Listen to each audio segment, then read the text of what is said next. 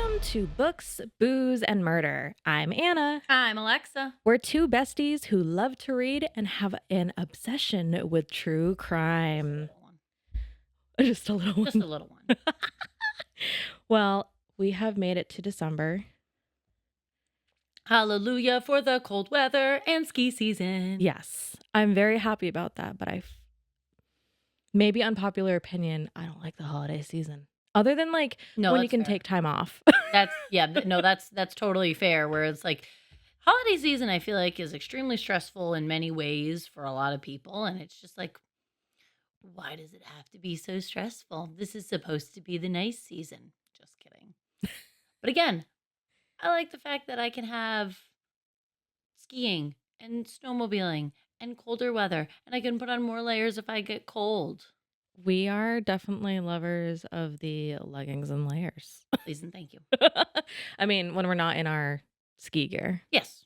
For sure. Yes. But yeah, we're trying to be holly jolly.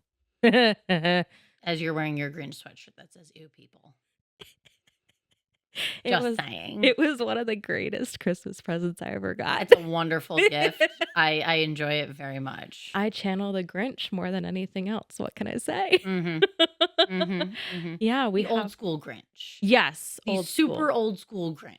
I did Jim Carrey Grinch. Yes, I did not. I mean, granted, this graphic is more of the new Grinch. Yeah, the Benedict Cumberbatch Grinch. Yeah, but I don't really like that movie. I was not a huge fan of it. No, I like Benedict Cumberbatch, but I'm just not a fan of that movie as much. That version of the Grinch is not where it's at. No, I mean, I did like the classic one too. Yes, always. But the Grinch is my spirit during the holiday season. Huh? But we also have our Ginger Dead house candle going. Mm-hmm. Can't really ever go wrong with it. Yeah. So, welcome to December. It is December. We have made it to the end of 2025. I know, right? That's kind of scary. Where the hell did this year go? Where did that go? What happened there? I have no idea. As we reflect on the past year, shit's gone down. Shit's gone down. Shit's gone down. But hey, we're here. Cheers to another year. Mm-hmm. Wait, we're closing in on 2 years. Yep. How does that make you feel? Old. Why old? I don't know. Every year it makes me feel just like a little bit older. Because, of course, now we're talking about like the Jim Carrey Grinch and we're dating ourselves because the newest version of the Grinch is the It Grinch. Yeah. God damn you, making me feel old. I'm just saying. I know, you have a valid point. We're in our 30s now. Yes, we are. Oh, whatever. I'm just proud that we have kept this hobby up. And we've been consistent and trying to find balance in life. I don't know. Trying being the operative word. Yeah, but it's still been fun. Mm-hmm. So we'll get there when we get there. But yeah, December, what you got for me, girl?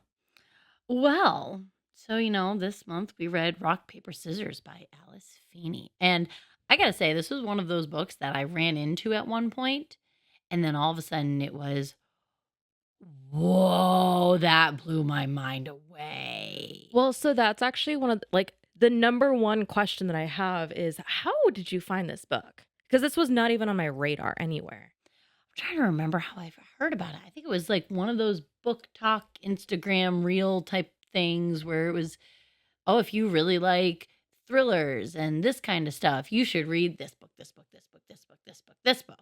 And then I found it on Thrift Books. And then all of a sudden it was, hey, we have a free book on Libro FM. You get to pick the book. And I'm like, let's do this one. Yes. And so, yeah, I listened to this one. For all of you who say listening to books is not reading books, it's go reading. Fuck yourselves. It is reading. Just saying. Yep. Because fuck all you.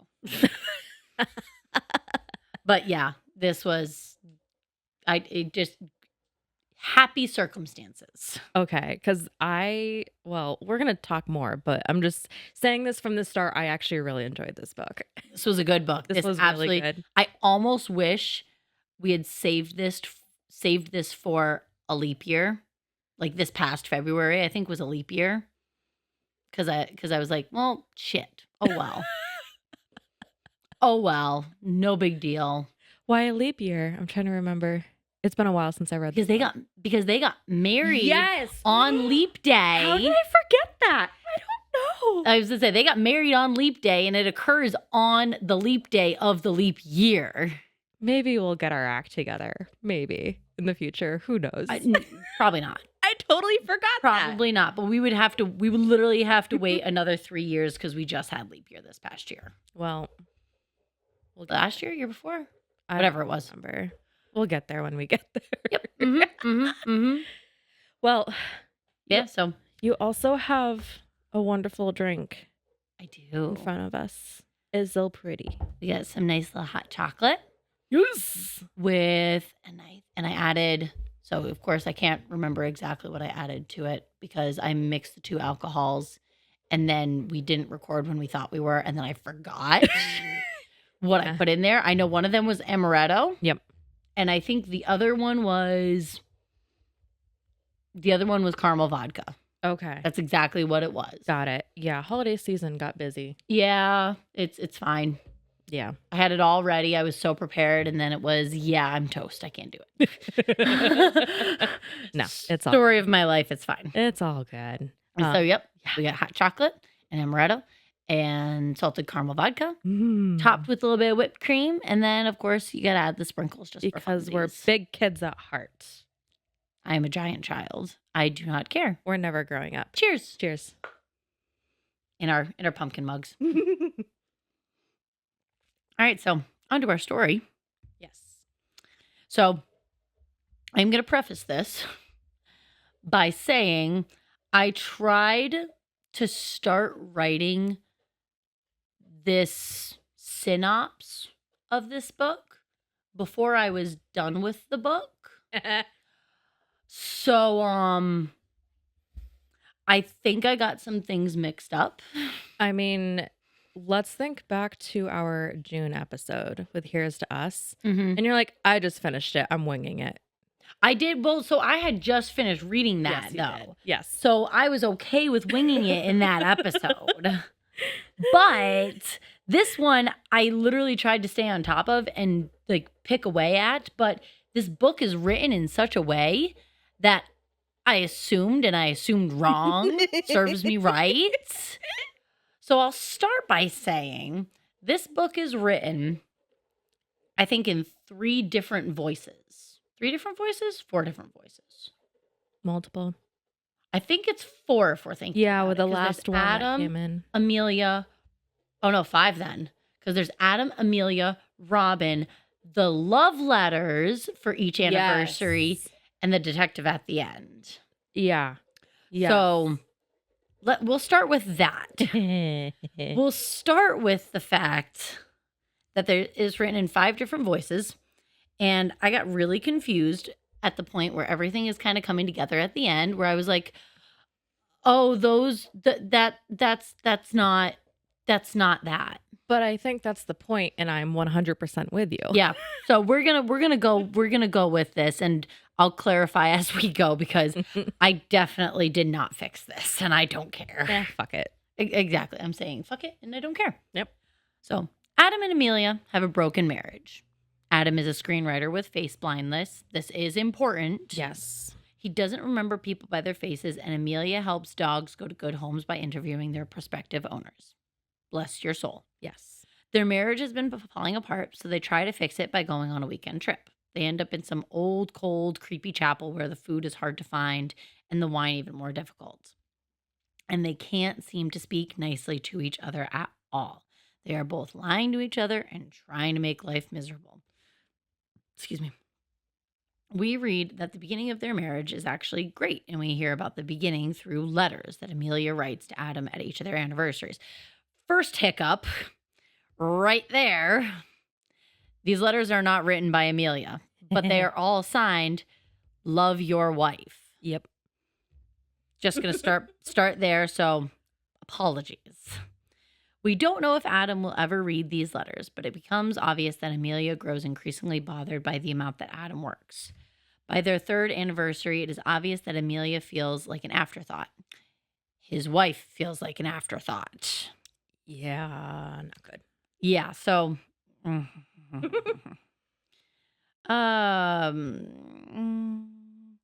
Now, as they are away in their getaway to the country, it is in the middle of the winter and creepy things just keep happening. So, again, we're thinking leap year February. And like the lights go out. The flashlight batteries die. The wine cellar is extremely damp and no lights whatsoever. And their dog, Bob, growling and acting very strange. And Amelia seeing a face outside the kitchen window, but not another soul to be seen or heard from inside of the chapel. We also discover that both Adam and Amelia seem to have ulterior motives for this trip and are keeping quite a few secrets. Speaking of dogs making noises. Hi, Luke. Shh. This is our monthly. Buddy. Hi, Luke. Good gracious. There's also at least one affair that is known in their marriage, possibly more. One affair in a marriage, I should say. Mm-hmm. Amelia wants a baby, but after 2 rounds of failed IVF, okay, here's another one. His wife, Adam's wife, wants a baby. 2 rounds of failed IVF. Adam not being there on anniversary number 4, there's obvious tension. By anniversary number 5, Adam has managed to get his wife out of the house saying he has a meeting. But in reality, he has invited a movie star over that is into his own original screenplay, Rock, Paper, Scissors, and is trying everything to get that off the ground before anything else. He definitely seems to be putting this play before his wife. We find Adam at home with the star of his play, October O'Brien, but it is not what it seems. October is very sweet and is helping Adam make a homemade meal for his wife on their anniversary. So obviously my first thought is, holy shit, you're having an affair with the lead of your star. Mm-hmm. Lead of your play. Yeah. Yes, that one. Star of your play. That one. Holy smokes. Now in the chapel, we find out that Adam was the one that cut the power and shut the cellar door, sending Amelia into a panic attack. He also cut the generator and has been crushing an extra sleeping pill into many of her drinks for a long time now. Adam also has a tragic backstory that consists of his mother being a prostitute, meaning he never had a father, but he watched his mother die when he was walking his dog. So many nights, Adam will have nightmares about the night his mother died. Many times he will be in the car when it hits her. He might be driving the car or he might be a bystander on the roadside. But he always watches a car hit her and send her and her red kimono flying up into the air and then plummeting back down to earth lifeless. And because of Adam's face blindness, he was unable to provide any identifying features to find the person who killed his mother. Another person, Robin, is also telling a part of the story, and it seems she might have a sinister outlook on the guests in the chapel. Robin seems to be a hermit who only leaves her house with minimal electricity once a month for necessities. She seems to think that these visitors to Blackwater Chapel are here by mistake, but are also never leaving. This book takes you on some twists and turns with Adam and his wife in the chapel, thinking they are seeing and hearing things, and Robin is plotting. Good gracious. Luke's like, play with me, humans. Oh my we're like, gosh. dude. Hi, Luke. Such pain. Now we know that Adam got his big break when he adapted a novel for Henry Winter, and then continued to adapt his novels for many years. Now, according to the flashback letters from each anniversary, Adam's wife is less than enthused about this, as it seems Adam spends more time with Henry than with her.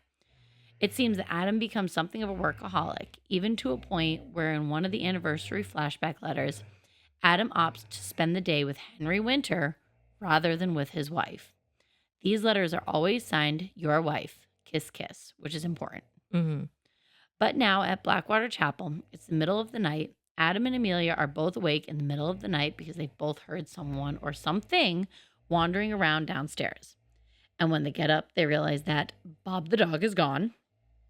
Now, I don't know about all of you, but I thought it was the scariest moment of the book. And I just kept thinking, don't let the dog be hurt. 100%. Yeah, uh-huh. I honestly would have put the book down if the dog got hurt. Yeah. Yeah, it was definitely one of those things where I'm like, okay, so I really have to keep listening and reading right now because I can't let the dog be not okay. Yes. Yep. So in a snowstorm, Adam and Amelia go out searching for the dog. They find his collar on a brand new gravestone marked Henry Winter, father to one, author to many. There's been no news of the death of Henry Winter, so we are already confused as to how this has not made news headlines, how his agent doesn't know, and why the agent did not inform Adam. Now, we have not been told of any children that Henry might have, but we assume that he has no family since he has latched onto Adam as the son he never had. But as they are looking for the dog, they climb to the top of the hill to see more and look down at the chapel and see a figure entering the church with a key. Adam and Amelia hurry their way down, but do not get to the chapel in time to find the creeping culprit. Luke, you're all done now. Oh my lord. My dog has a lot to say. Hey. Do you want to tell this story or am I? That's what At I least thought. we're not the only ones that have a podcast that have dogs like, hey, Mhm, hey. mhm, mhm, We're very, very vocal. Yes. It's fine. They also find a secret study. But you know, get it out. However, when they do arrive inside, they close the door, lock it, and pull a pew in front of the door. They also find a secret study behind a wall of bookcases in the chapel, and Adam immediately recognizes the old desk as the one that belonged to Henry Winter, and the same desk where he would write all of his best-selling novels. Now, as we are starting to connect these dots, we realize that Henry Winter owned this chapel. So who is running it now? And how did his latest book get sent out if he has passed before it was published? As Adam and Amelia are both walking through the house trying to put the pieces together, they realize that family photos have been hung on the walls where there was only blank spaces before. Upon looking at these pictures, Amelia realizes that these are wedding photos from Adam's first marriage to Robin. My mind went, what? Yeah. I was kind of like, what? Yeah. Oh, and so this is why all of my writing seems to be All over the place. why I've had to fix a lot of it right now. So the person who's been writing all the letters on anniversaries for this whole book has not been Amelia, but Robin. Robin and Adam were married, but during their marriage, Robin made a friend at work when Adam was engrossed in work. This friend made her feel wanted, noticed, and cared about, unlike her husband. They grew closer and spent more time together. Robin even helped this friend move from volunteer to a paid position. It also seems that Robin's friend keeps having dates with terrible men. One anniversary, Robin's friend stays at Robin's house after a date gone wrong, and she comes to the house begging for a safe place. Oh, fucking hate this woman. Yeah, she's awful. At some point, Robin's friend cuts and dyes her hair the same color and style as Robin's. And again, due to Adam's face blindness, can't tell the difference between his wife and her friend, so he ends up sleeping with the friend, and Robin catches them in bed together. Adam and Amelia. I was like, say what? Robin has written 10 anniversary letters to her husband that she never intends for him to read. Amelia quickly moves into Adam's house, into Robin's job at work, and Robin files for divorce papers, packs a bag, and runs off to the home of her father owns, Blackwater Chapel. Now Robin and Henry have a sketchy past. Robin is convinced that her father does not just write horror novels. Stop. Too much, Luke. He's so loud. He's just so loud. Hey. Oh. Too much. Oh, good gracious, where was I? Chill, homie. Chill. Robin is convinced that her father does not just write horror novels, he has performed many of the horrible atrocities in his books, including killing her mother in a bathtub when she was younger. Ugh. After that, Robin was sent off to boarding schools. Henry was convinced that she just needed time and a therapist, but swore he did not commit this horrible crime. He called it at one point an overactive imagination. But regardless, Robin blames Henry for her mother's murder and essentially alludes to growing up as an orphan. Now, as an adult, she contacted her father when she and Adam were first married to help Adam get a break in writing. After her marriage ended, Henry called Robin confessing that he was dying of cancer. She made her way to Blackwater Chapel, picked up her father, and brought him back to the chapel. He outlines his will for her and then promptly passes away at his desk. Robin buries him in the graveyard and makes his headstone with his chiseling tools. Now in the chapel, she has left a silk kimono for the 12th year of marriage that she would have been celebrating with Adam, along with a letter exposing Amelia for what she did long ago to Adam's mother. Of course, Robin hired a private detective and exposed everything.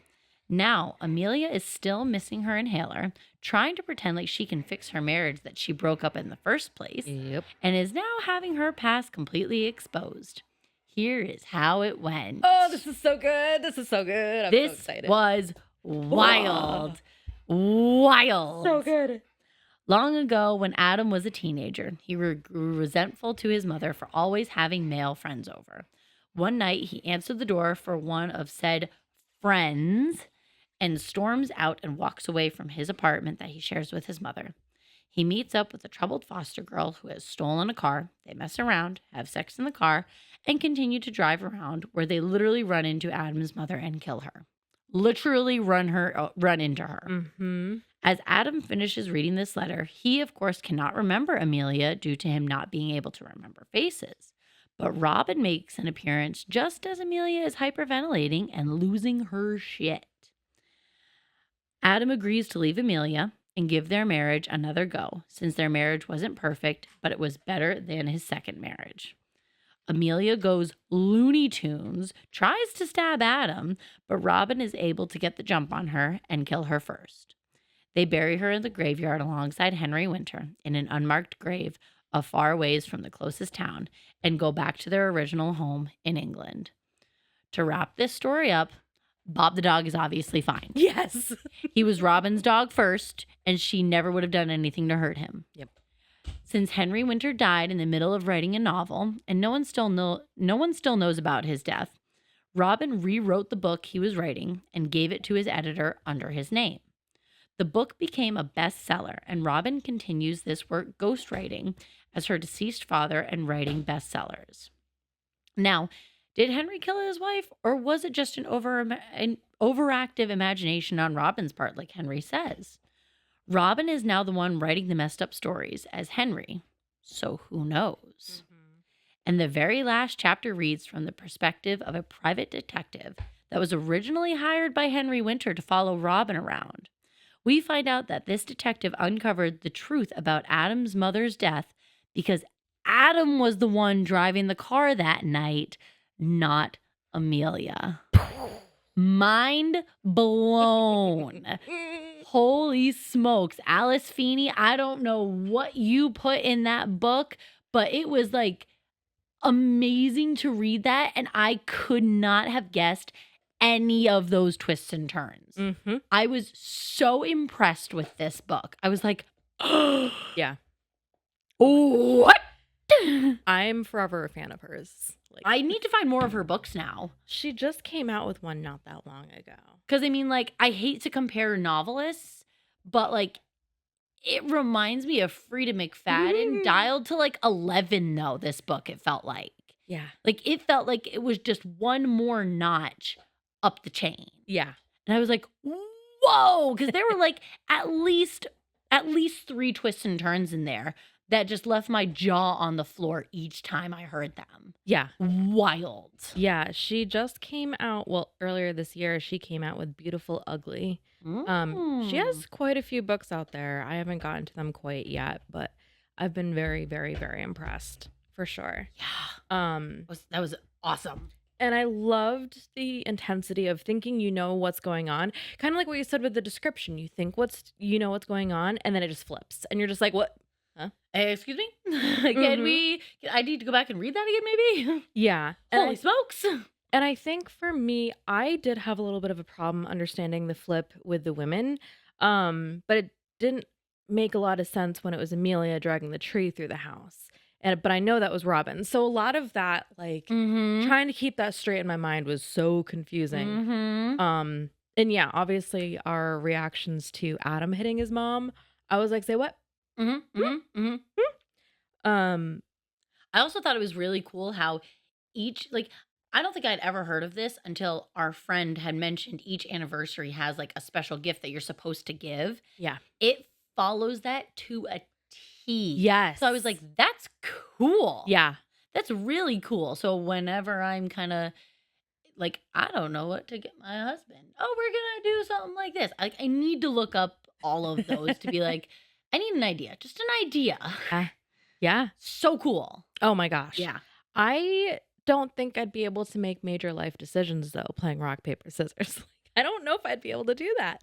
You know, they always say when you're like flipping a coin, when you're playing rock, paper, scissors, you always know what you want as soon as you start doing it anyways. Yeah, true. Like that, like I feel like that thing just kind of like forces you to make the choice that you always wanted anyways. Yeah. Yeah. So I'm just like, Mhm. but no, this was a good one. Actually, it was funny. I've been telling my coworkers a lot about the books I've been reading, and I'm not kidding you. It took me a full hour after reading, like after finishing this book, because it had me fully engrossed. Yes. Yeah. So I was reading this like as I was drinking my morning coffee and right before I had to start getting ready for work. So of course I finished it at like 7:00 one morning. And it took me a good hour to realize that Robin had left behind rock, paper, scissors on her dad's grave. And I was like, my coworker literally saw the realization hit, and I was like, no shit. It's crazy. It is wild. And then earlier this year, I saw one of our friends actually reading that book, and I was like, you're in for it. You're in for it. Hold on to your I'm horses. so excited for you. Holy smokes. That's crazy. We're going to have to do another Alice Feeney book. Yeah. Yeah. Holy smoke. Yeah. You're going to have to do another Jodi Picoult book too. Yes. Yes, we are. Yes. Yes, we are. Oh, this is what just gets us in trouble. But you know what? It gives me more ideas to be like, this book. Oh, yeah, this book. Oh, yeah, that book. Oh, yeah, for sure. 100%. Yeah, no, I'm definitely sold. Alice Feeney, I am bowing down to you. Fantastic job. I kind of want to know what's going on in that brain of yours. I know. I think that's a scary place to go. I feel like that's a really scary place to go, but I want to know. Yeah. Luke, zip it. And I'm sure there's a lot of other people. Well, good pick, Alexa. Good pick. And of course, I remember you saying, oh, yeah, the cover. Well, actually, no, maybe I said that. I was like, oh, the cover is perfect because, well, snowy wintertime right now. It's snowy in wintertime in this book. So I liked that parallel. Good job. All right. Let's take a moment and we'll transition over to true crime. What you got? And we're back. Okay. So visiting Scotland is actually on my bucket list. In fact, my dad went to Scotland earlier this year. Oh, I think I forgot to mention in that the setting is Scotland. Yes.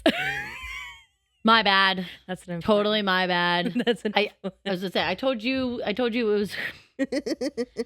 I said when it was. I didn't say where it was. Yep. My bad. But yeah, so they vacationed in Scotland. They're from England. They vacationed in Scotland. Yep.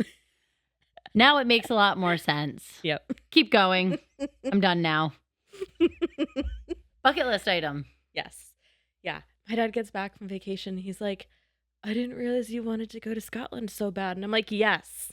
Especially after you sent me pictures of a witch tour and locations of Harry Potter. Yes, please.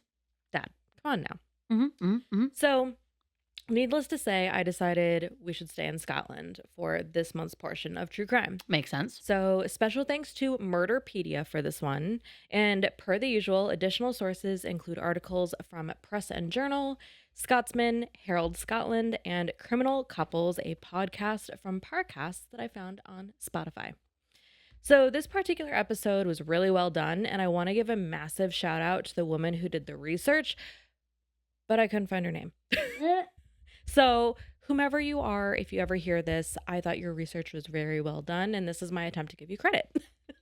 Because this woman was able, like, just so much information from this, Hmm. I couldn't find in my own research. Wow. And her depth of reporting was phenomenal. So, for Is even this the one more, from Murderpedia? no. So, well, I found this one on Murderpedia, Yep. and then just trying to find sources because, as you know, like if Hmm. I can listen to someone talk about it, if I Yes. can watch a show, I absorb it and then I build upon that, Correct. fill in the details. So this was Murderpedia, and then I just did like podcast for this crime because it just felt really perfect, Okay. and this podcast popped up. Cool. I like it. So, for more information than what I am doing, I recommend everyone checks this out. So, it's Criminal Couples. Mm. It's December in 2003, and a man named Brian is in his home in Scone, Scotland. At 58, he's days away from moving and starting a new chapter in Gambia, Africa. Now, for us in the United States, that seems like a really big distance, but for those in the UK, like I don't think it's all that bad. That's a whole different world, though. Yes. Yes, exactly. It's a very different space. Yeah. Well, at first I was like, Africa, what? And then I was like, actually, it's probably not as bad as I'm thinking it's going to be. I was gonna say it might be the same time zone for them. Yeah, it might But I be. feel like that's still a very different world. You're going from a first world to probably a third world country. Yeah. Yeah. That's kind of wild. Yep. So, however, this would never happen as death was at his doorstep. Brian collapses in his home and passes away from what is suspected to be a heart attack. Arguably, this death would be considered karma, as 35 years prior, he took part in taking the life of another while that person slept in their bed. Whoa. In 1945, Brian was born in the coastal town of Stonehaven. He was the youngest of three and the son of a retired major who had been celebrated for his heroism in the Second World War. He spent his childhood living at a hotel that his father owned before going off to college in Aberdeen. And that didn't last long, as he left after a year when his father passed away, Mm-hmm. which I get. I get it. Mm-hmm. He then decided to join the army. And this does make me wonder if this made him feel actually closer to his dad. Mm-hmm. However, his time in the army didn't last long either, as he ended up leaving and quote unquote borrowed a car with another recruit. After this, he had a reputation of being a troublemaker and had odd jobs as a mechanic. Mm-hmm. And so in his early 20s, Sheila and Max Garvie entered the picture, and his life would never be the same. So the Garvies were wealthy farmers, and I say farmer in quotes because Max was more of a manager. He didn't get his hands dirty, and when it came to hundreds of acres, his family owned. When the two started dating, Max was known as the most eligible bachelor in the area. At 19, he set up a deal with his father, and the two ran the massive family farming business together. According to his farmhands, he was conscientious and took land operations seriously. Cool. When he wasn't working, though, he was known to be a bit of a playboy. He loved fast cars, drinking, and partying, and that's how he met his wife Sheila when she was 17. Sheila was seen as beautiful and bright, and growing up, she lived in a castle that her father was a stoneman for, and as a teen, she worked as a housekeeper there. How cool would it be to grow up in a castle? Uh-huh. I was literally just thinking that. I'm like, you're over in England and Ireland and Scotland and all those places, and they have all these really cool old castles. Yeah. And we just don't have that here in America, unfortunately. I mean, we have old forts. That's it's not the same. No. Nope. So this was actually a vacation home for the royal family. Of course it was. She was restricted by her dad regarding what she was allowed to do, and there wasn't much going on in general around the castle. Words are hard. Thanks, Alexa. I blame you. Always. In her late teens, her family moved to Stonehaven. Ever heard of it? Name's familiar, I feel. Well, that's where Max was.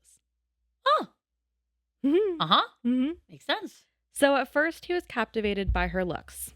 Fair. He was known to be a perfectionist that surrounded himself only with beauty, and she fit the bill. Sheila was attracted to him too, but she wasn't nearly as experienced with romance. But in June of 1955, the two got married. He was 19. No, he was 21. She was 19. It was around this time that Max gained full control over the family farm, and the couple soon moved to a lavish farmhouse and became a fixture of the town's social scene. Within a year, they had their first daughter, and then another a year later. And despite appearing to have it all, Max was restless. He wanted more. Of course he did. Of course he did. When you're in your party stage, that's kind of all you do. More, more, please. So, the podcast that I brought up did bring up a good point. In the early 1960s, a University of Delaware psychologist identified a personality trait called sensation seeking. So, to put it simply, whomever experiences this is on a hunt for intense experiences and sensations and is willing to take whatever risk necessary to experience what they're craving. Right? Interesting. So, in I feel like addition, we're just giving names to stuff now to justify it, but that's just me. I mean, I think for me, knowing that there's a name to something and being able to like pinpoint it in a way, for me is easier to process. So, in addition, these individuals are more susceptible to high risk behaviors like reckless driving, excessive drinking, and drug abuse. Understood. It can also affect an individual's romantic relationships. They're more likely to engage in a, quote, greater variety of sexual behaviors with a greater number of partners than low sensation seekers, end quote. I never thought about it that way. So, I also want to kind of bring us to the time period. So by this point, we've entered the 60s. Okay. So sex and rock and roll was in full swing. And instead of managing the farm, Max started spending more time buying, driving, and flaunting fast cars before selling them off. Oh, okay. And so despite this adrenaline rush, he wanted more of it and started drinking heavily and taking tranquilizers while flying said plane, and even went hands-free and did daredevil stunts over the sea. No. I was like, say what? You do have a death wish. Okay. Oh, yep. Eventually, all of this wore off, and he switched his focus over to sex. After getting a taste for nudist colonies, Max started to create one. For him, nudism was about testing social norms and crossing boundaries. He even bought a cottage with the intent of turning it into a nudist club. No, thank you. I'll pass. I like I like no clothes in my own house. Yes. It's the only place. Yep. That's it. Yep. He began to plant trees and thick bushes, and no one questioned it because the planting of foliage was common as it was protection from the elements. And I was like, oh boy. Once the cottage was open for business, friends were invited over, and at this time, it was good for a laugh and some fun. Remember, 60s. Eventually, though, neighbors started calling the cottage the Kinky Cottage. Shocking. I wonder why. Soon, being part of a nudist community wasn't enough for Max and his sex life. He wanted Sheila to try new positions and acts, which, by the way, made her feel uncomfortable, and he started ordering porno magazines. Sheila was not happy in the marriage and did see a therapist, but keeping their relationship intact was still important to her. And this is when I just think, like, the norms of that time. Ugh, this is not working. Stop it. So when he asked her to pose for photos, she did. Unfortunately for her, he showed them to friends and acquaintances, and as you'd guess, she felt violated. Yeah, I would too. In 1963, things got worse. She became pregnant with her son, and Max wanted to continue attending nudist clubs with their 6 and 7-year-old daughters in tow. No, that's inappropriate. Yep. No. And obviously Sheila did not like this, but Max was in control. Okie dokie Then things started to ramp up for him. We're not talking having sex multiple times a day. We're talking nudist weekends, orgies, wife swapping, quote unquote, unnatural sexual demands. So he'd have sex with anyone. Okay. drugs, and alcohol abuse. Interesting. And I just definitely want to stress, quote unquote, unnatural, because love is love. So meanwhile, Sheila was like, oh, hell no, I'm not into any of this bullshit. And her focus was on her kids and living her life like nothing was wrong in her marriage. However, Max was insistent that she join in on the fun, and after a whole lot of persuasion, she did join in. And I'm not saying that she liked it and was okay with everything she saw, but she was trying to keep an open mind. Yes, let's just ignore it and pretend like it's just going to get better Mhm. all by itself. Yep. In 1964, after the son was born, Max was still looking for a rush. He decided to purchase an out-of-use airfield and restored an old airplane before starting a flying club. Oh, jeez. And this earned him the nickname the Flying Farmer. I don't question this. No, some things you just can't. Nope. A year later, at 31, he was involved in politics and had founded a local chapter for the Scottish Nationalist Party. It was at a meeting that he met Brian. At this point, Brian was known for being a troublemaker, and the two men bonded, because of course they did. Eventually, Brian was invited to their home on multiple occasions and was even left alone with Sheila. However, Sheila didn't mind the orgies when Max was involved, but having sex with men who were not Max was a boundary. And then, of course, in 1967, all of that changed. One night when Brian was at the house, the room to his bedroom opened, and Sheila was pushed inside, naked. She wasn't happy with Max's demand, but the two, so Sheila and Brian, were forced to go on dates and sleep together on multiple occasions by Max.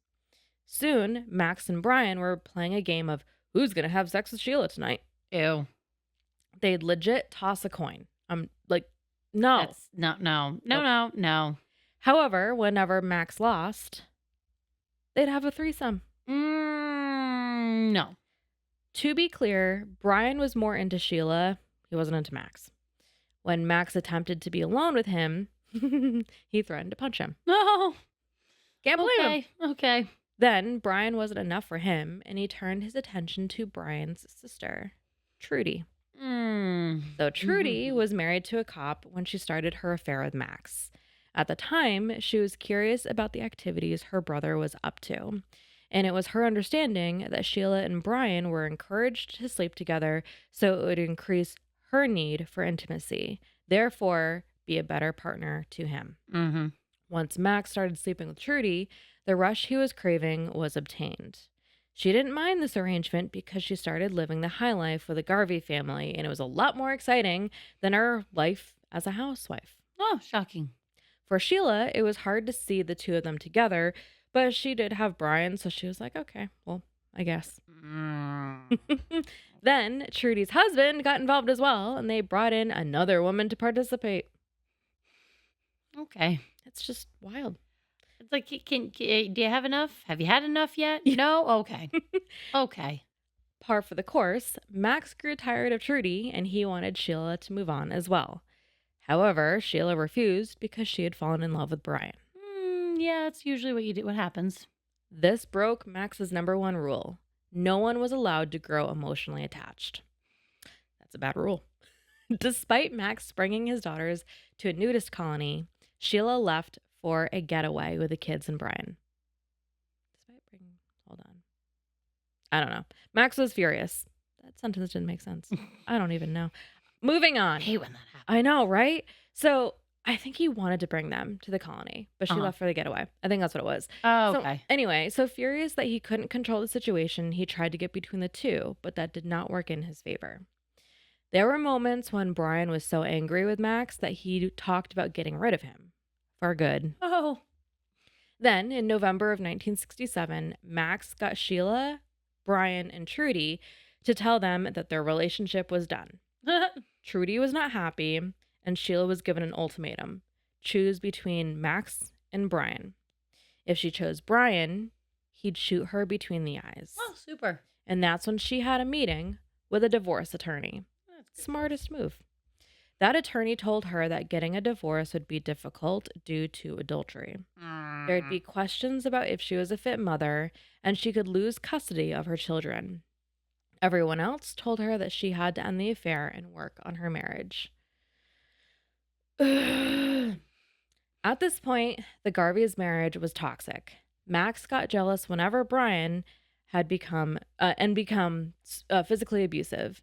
He'd twist her arm behind her back, throw her into walls, and drag her around by her hair. No. One night, he got drunk and demanded that she admit she was still seeing Brian. She admitted it before he threw the empty bottle of whiskey and held a shard of it to her face, saying he'd disfigure her if she ever saw Brian again. Then he passed out on the couch. That sounds healthy.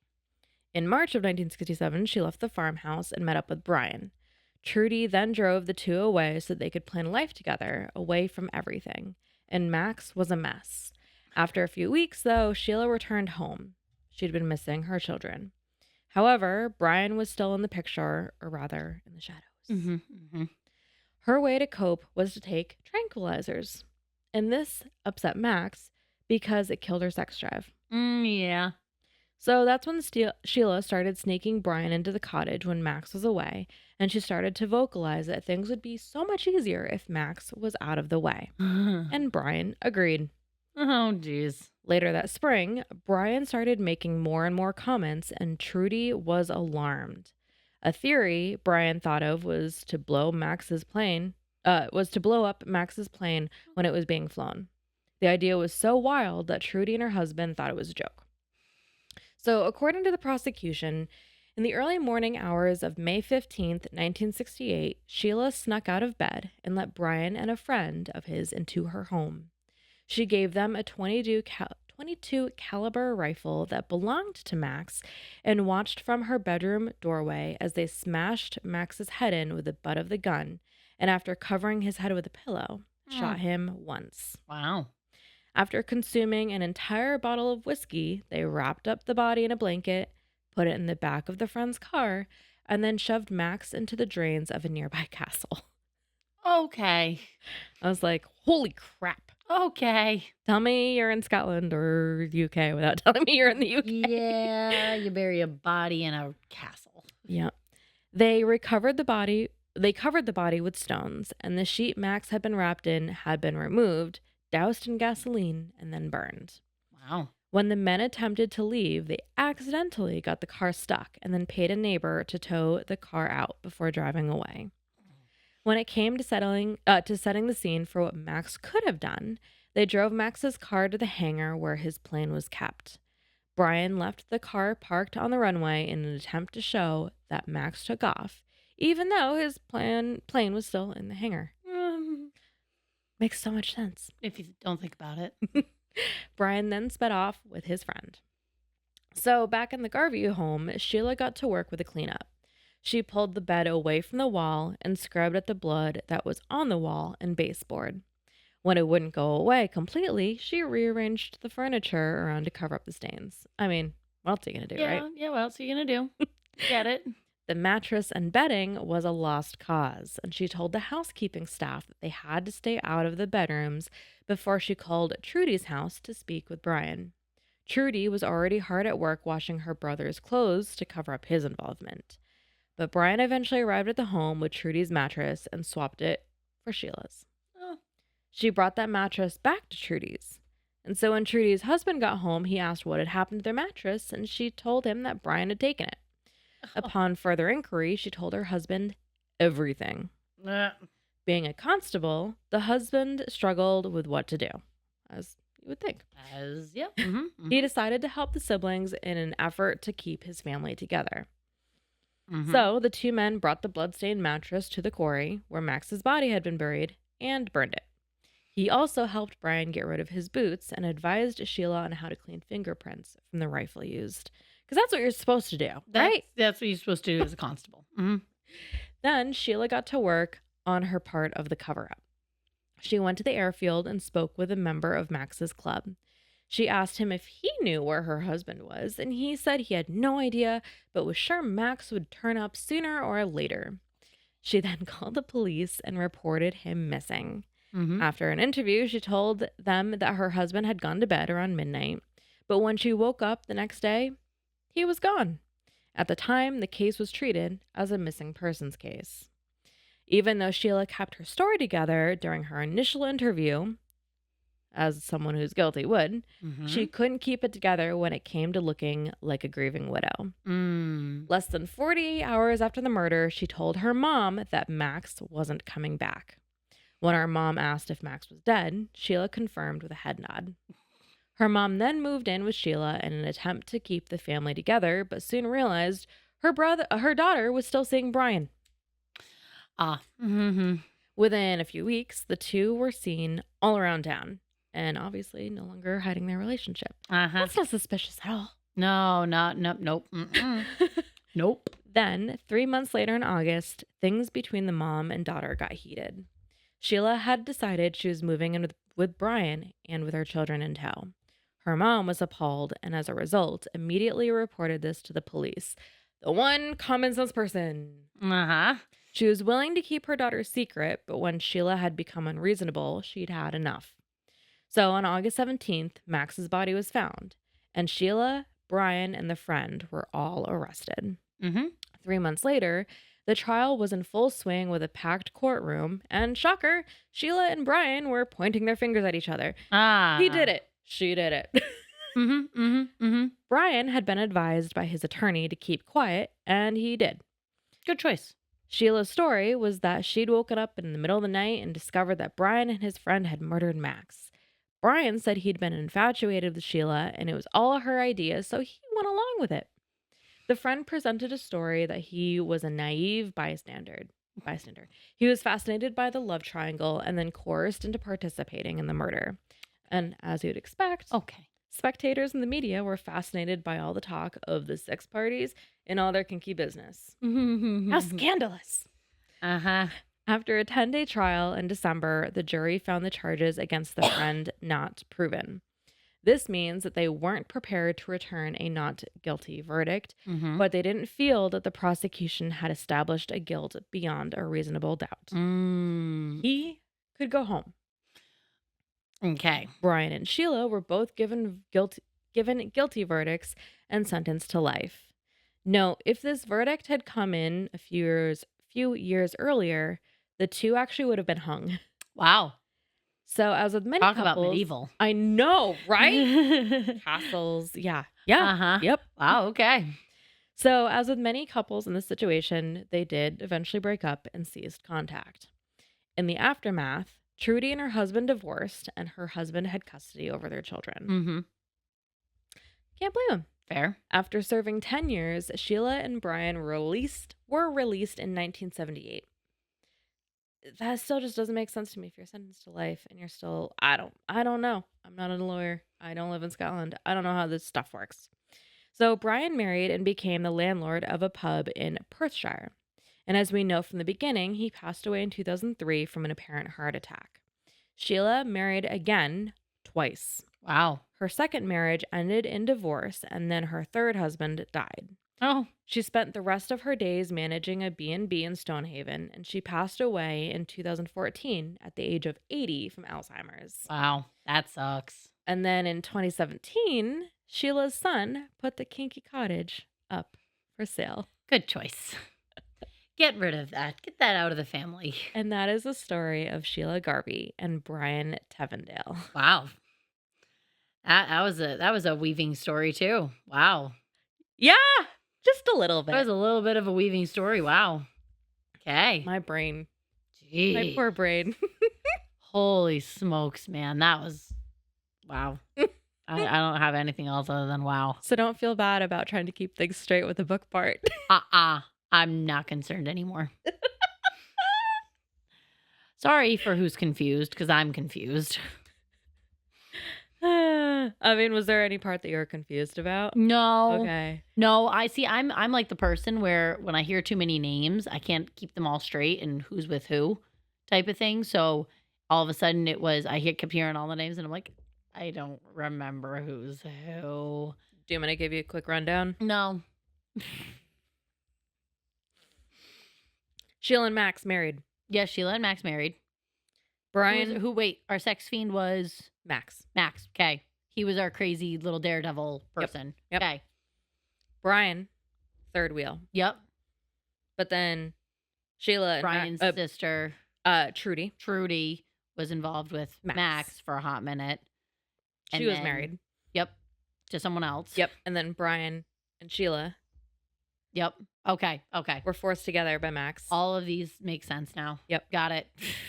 Hey, there. My brain is if you're confused, someone else could be. There it is. Okay. So I needed that very brief synopsis right there. Yes. That works. Perfect. Yes. I was like, I'm saying these names over and over, but I'm also like, I'm trying to keep these people straight in my own head. I know. I'm the visual person where I'm like, this person and this person were married. These are our extra people. They were having an affair. And then there's this extra person over here who's the friend who's apparently involved somehow. I need to get you like little action figures. I do need that. Seriously. And I'll label them each time with the different names. Yeah. So it's okay. It's these two.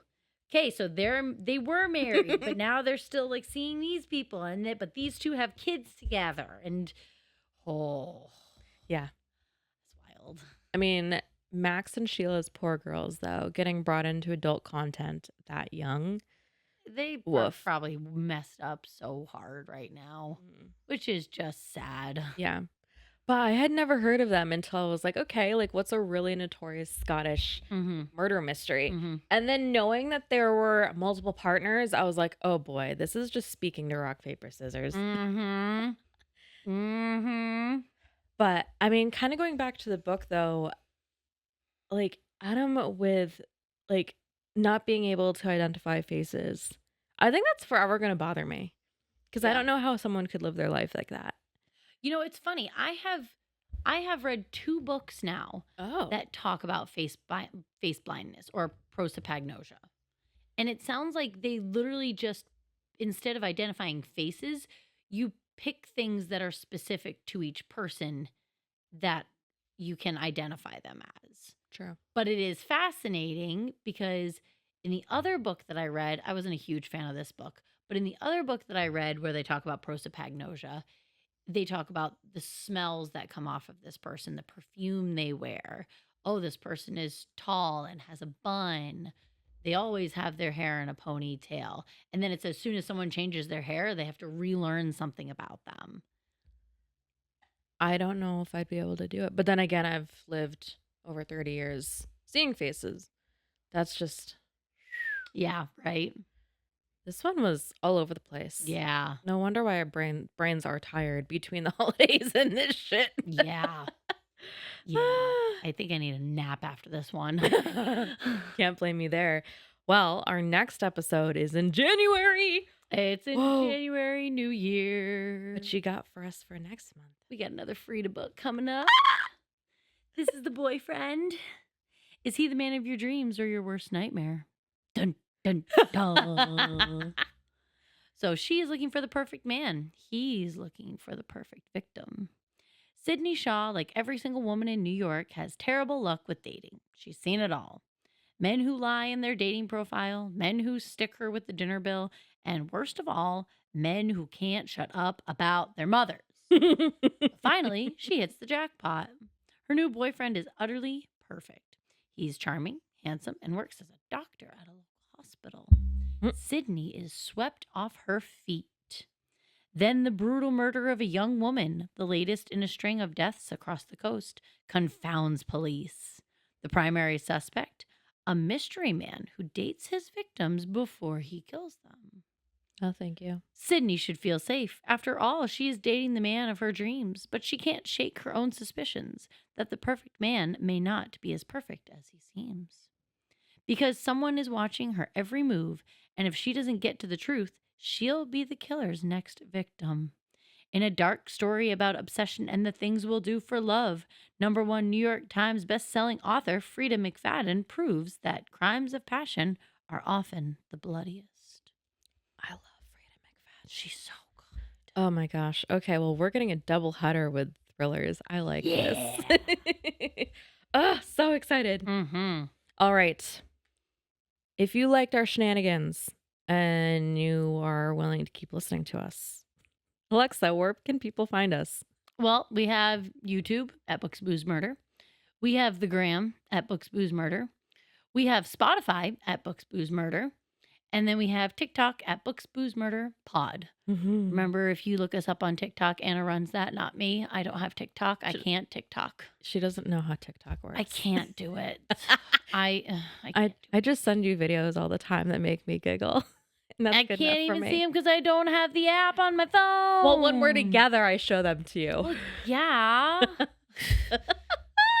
Still try and send them to me, though. And it's like, I can't see that, That's Anna. true. See, I was able to always open them up and then I'll be like, get the app. And for the longest time, I was like, no. And then I was like, actually getting word of the podcast out there is going to be kind of handy. So I guess I got to break down. And then I got sucked in, and Jodi Picoult is on fire on TikTok. Just saying. We need to do another Jodi Picoult book. All right. Well, that is a wrap.